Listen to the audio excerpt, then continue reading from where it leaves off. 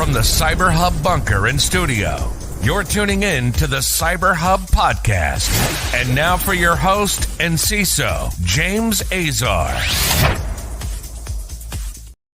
Good morning, security gang. Happy Thursday, February 23rd, 2023. Packed show for all of y'all as we wrap up a very, very busy week for many security practitioners on a whole slew of challenges that we experience daily in the craft of practicing cybersecurity, including critical vulnerabilities that require patching, including data breaches that just make you go, oh, and new attack vectors that we constantly have to deal with.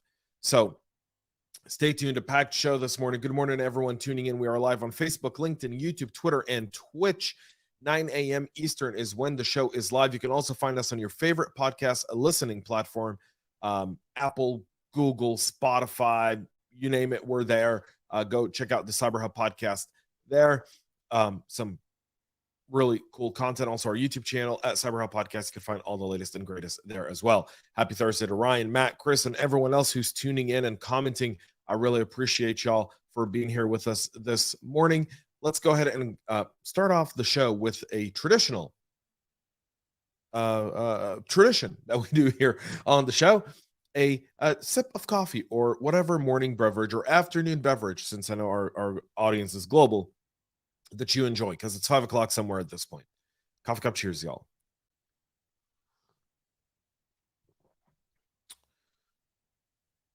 And our morning kicks off with a DoD email server that was hosted in the Azure cloud that had no password protection for at least 2 weeks, exposing JSOC's entire email. So, email chains, including SF-86s, which are questionnaires that you have to fill out as part of a security clearance process. The DoD's email server, which was hosted on the Azure Government Cloud Service, was found wide open to the internet by a researcher. According to TechCrunch, the researcher spotted the email server containing internal U.S. military messages, some with sensitive personnel information. The server belonged to U.S. SOCOM, essentially U.S. Special Operations Command. That email server was without a password, exposed for 2 weeks. SOCOM says that no one hacked Special Operations Command's information system. Well, you didn't need to hack it if it didn't have a password. You just needed to access it. The question is, do you have a log of everyone who accessed it? Again, I love it when non-cyber reporters get access to people to ask them questions, and the questions they ask and the answers they get are just, not effective. The question here, SOCOM, is how many people accessed the server in 2 weeks? Period. Then we can have a conversation. So, not good news. FBI's field office hacked. Now DoD does this. Just so many mistakes on this end of the ball field, where you really have not a lot of room for error. Criminals are using fake ChatGPT apps to push Windows and Android malware. The criminals, who obviously we've all known, if you're a practitioner, at some point ChatGPT was going to be used by cyber criminals. Here, they're not necessarily using it for attacks, but rather they're using it as a vector to gain entrance into your network, meaning they're targeting people that are interested in ChatGPT. They're putting up ads on Facebook, Instagram, Twitter, or anywhere else. Remember that ChatGPT does have a paid tier, ChatGPT Plus. That's $20 a month and doesn't have any availability restrictions for people who really do want to play around and develop on the ChatGPT bot AI engine, right? So the move created conditions for threat actors to take advantage of the popularity by promising uninterrupted and free of charge access to premium GPT. Again, if it's too good to be true, it's probably too good to be true. What they were doing is putting up ads on Facebook, LinkedIn, you name it. And obviously Google, taking people and redirecting them to sites where they were allegedly downloading a desktop tool, a desktop version of ChatGPT. At the end, they were really downloading the Luma stealer, and that Luma stealer was then dropping malware, and they were gaining access to your environment. And in some cases, they were also taking credit card information and a whole slew of other things. So a good piece and something good to pass along to your teams that are in advanced tech development in your organization. just get ChatGPT from one place. Don't look for the free version. $20 a month is really not that much. Apple is warning of 3 new vulnerabilities that are impacting iOS, iPadOS, and macOS. The first flaw is a race condition in the crash reporter component, CVE 2023-23520. It could enable a malicious actor to read arbitrary files as root. The iPhone maker said it's addressed the issue with additional validation. The 2 other vulnerabilities credited to Trellix researcher Austin Emmett reside in the foundation framework CVE 2023-23530 and 23531 and could be weaponized to achieve code execution. An app may be able to execute arbitrary code out of sandbox or with certain elevated privileges, according to Apple. The medium to high severity have been patched in 16.3 for iOS, 16.3 in iPadOS, and macOS Ventura 13.2 that were all shipped literally a month ago on January 23rd. So these flaws are now out in the open. Cisco also made some patches available to address 2 high-severity vulnerabilities affecting the component of its application-centric infrastructure software-defined networking solution. One of the flaws, CVE 2023-20011, impacts the management interface of the Cisco Application Policy Infrastructure Controller and Cloud Network Controller. The APIC is the unified point of automation and management for ACI. The vulnerability can be exploited by a remote unauthenticated attacker to conduct cross-site request forgery and tricking users into clicking on malicious links. The attacker could then conduct activities on the targeted system with privileges on the compromised user.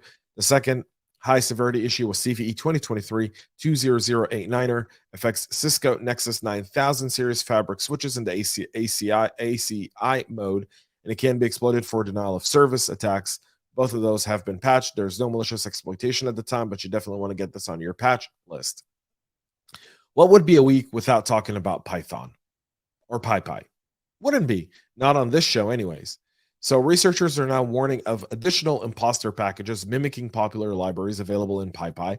The 41 malicious PyPI packages that have been found to pose as typo-squatted variants of legitimate modules such as HTTP, AIO, HTTP request, URL lib, and URL lib3. And they're essentially building on the fact that you're typing it in wrong, you download it, you see it, and so forth. This is very, very common in PyPI, by the way, and why there's a huge increase there to get backdoors in the software, number one. Number two, easy targets. There's not much you can do there. It's really on PyPI to take care of that, and that's why you want to have, that's why SBOMs are so important, and software bill of materials, and what you're using in PyPI, and approved packages, and even having someone in your DevSecOps team going and pulling the right packages for people to download with the right links, and not leaving it up to individual developers to go into PyPI and get the information. That's something very, very important as well. The Lazarus group is now using the new Winnower DLL64 backdoor to exfiltrate data. The Lazarus group is associated with North Korea, and the payload, which is dubbed the Winnower DLL64 by ESET, is a fully featured implant that can exfiltrate, overwrite, and delete files, execute PowerShell commands, and obtain comprehensive information about the underlying machine. Its other feature, of course, compromised listing active sessions, creating and terminating processes, enumerating drives, and compromising directories. WS Link was first documented by the Slovak firm in October of 2021, describing it as simple yet remarkable. The WS Link payload can be leveraged for later for lateral movement due to its specific interest in network sessions, according to the folks over at ESET. Intrusions leveraging the malware are said to be highly targeted, owing to the fact that only a handful of detections have been observed, mostly in Central Europe, North America, and the Middle East. ESET has elaborated that the malware use of advanced multi-layer virtual machine obfuscation to evade detection and resist reverse engineering are all built into this, a very highly strained malware resistant. This includes similarities with the Ghost secret samples detailed by McAfee back in 2018, which come with a data gathering and implant installation component, both run as a service and mirror the same behavior of WS Link. ESET said the payload was uploaded to VirusTotal malware database from South Korea, where some of the victims were located, adding credence to the involvement of Lazarus in this type of malware, and again, being used for espionage, among others. The NSA is sharing guidance on how to secure your home network. The NSA is issuing guidance to remote workers to secure their home networks and defend their devices from attacks.